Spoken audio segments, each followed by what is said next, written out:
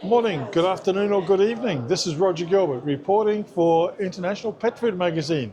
And where am I? I'm in Nuremberg, Germany, attending this year's Interzoo show. It's the 2026 version, happens every 3 years, and we're into the third day. It's a 4-day show. And I'm pleased to say that I'm on the stand of Vitalis, and that is a UK company, part of Worldfeeds. And I'm talking to Tom Noble, who's the sales director for the company. Welcome, Tom. Hi Roger, welcome to the Vitalis stand here in Nuremberg 2026, Interzoo. It's our first show for 4 years here. We didn't do the one 2 years ago, so it's great to have people on the stand again and see a lot of our distributors from around the world. Yeah, and it's a fascinating looking stand here. You've got a video going on in the background. I presume that's the production facility. It is, yeah, this is our production facility. Everything is made here in the UK, and we actually make a lot of the machinery ourselves, and we approach making fish food in a very different manner to the traditional ways that it's usually been made.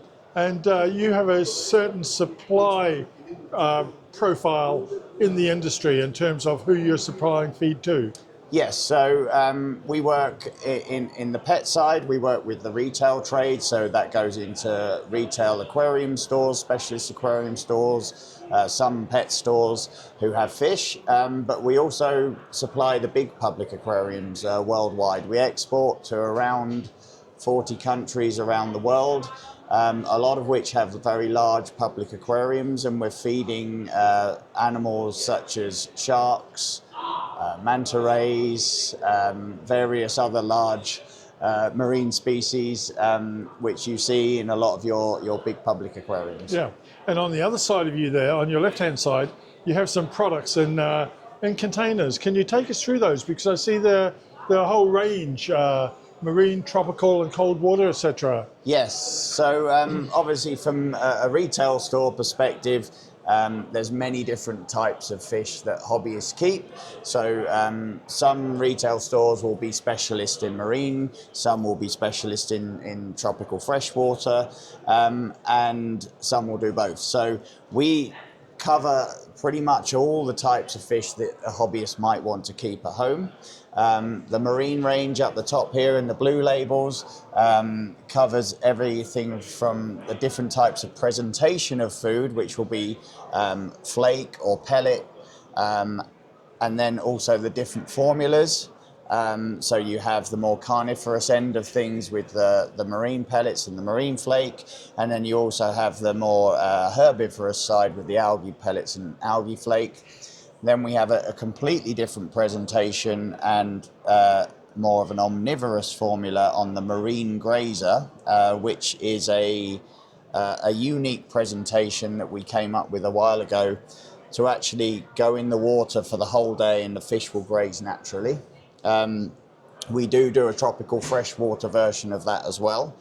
And then on the freshwater side, the variety of different fish tends to be bigger. So you have what you would call your tropical community feeds, which would be the tropical flakes and the tropical pellets, and often people have catfish, so you'd have catfish pellets and sometimes have plecos.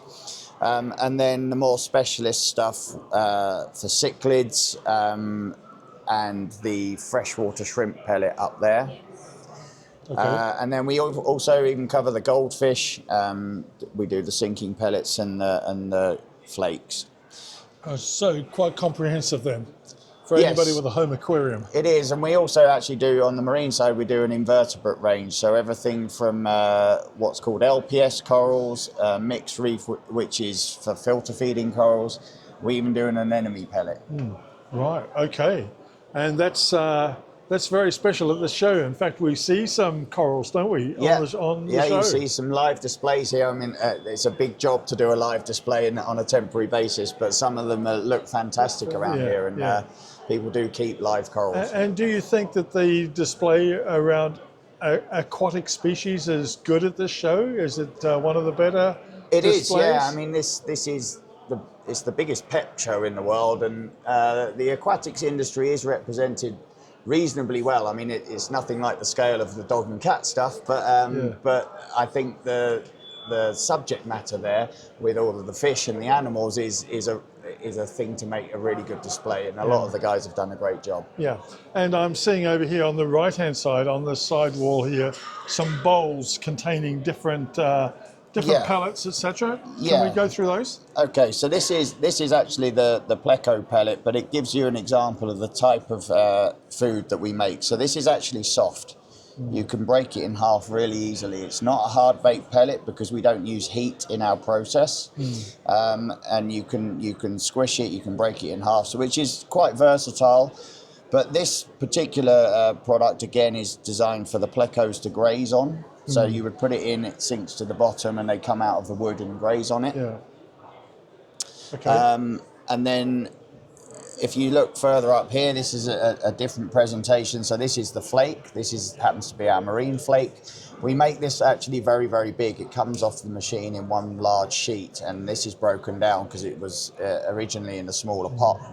But you can see even then some of the flakes are quite big. Yeah. Even with this, we reduce the contact time with heat significantly compared to the traditional way of making it, which means that the nutrition stays intact, a bit like the cold extrusion on the pellet. And that floats, of course. That does float. What we would normally do is recommend to put it under the water, and then it floats around in front of the fish's face, and they'll go for that.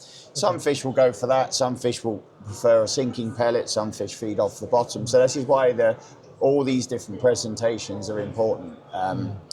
We even do... this one's interesting. This is an interesting one. Now, this isn't actually a retail product. This is a grazer. So we do smaller versions of it for the retail side. But this is a public aquarium product. So this will hang in a tank, and the fish will graze around it all day. You can, because it's soft, you can cut it in half and set up 2 feeding stations, which calms the aggression down.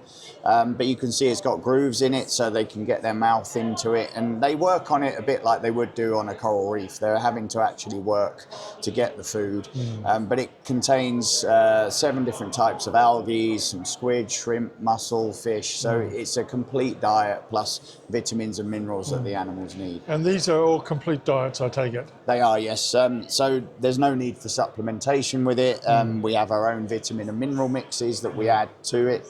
And even with the public aquariums, what they do is they use this instead of using wet fish and frozen food, which they can't get the vitamins and minerals into very easily. And also this keeps the water quality a lot better. And how have you found the show with visitors?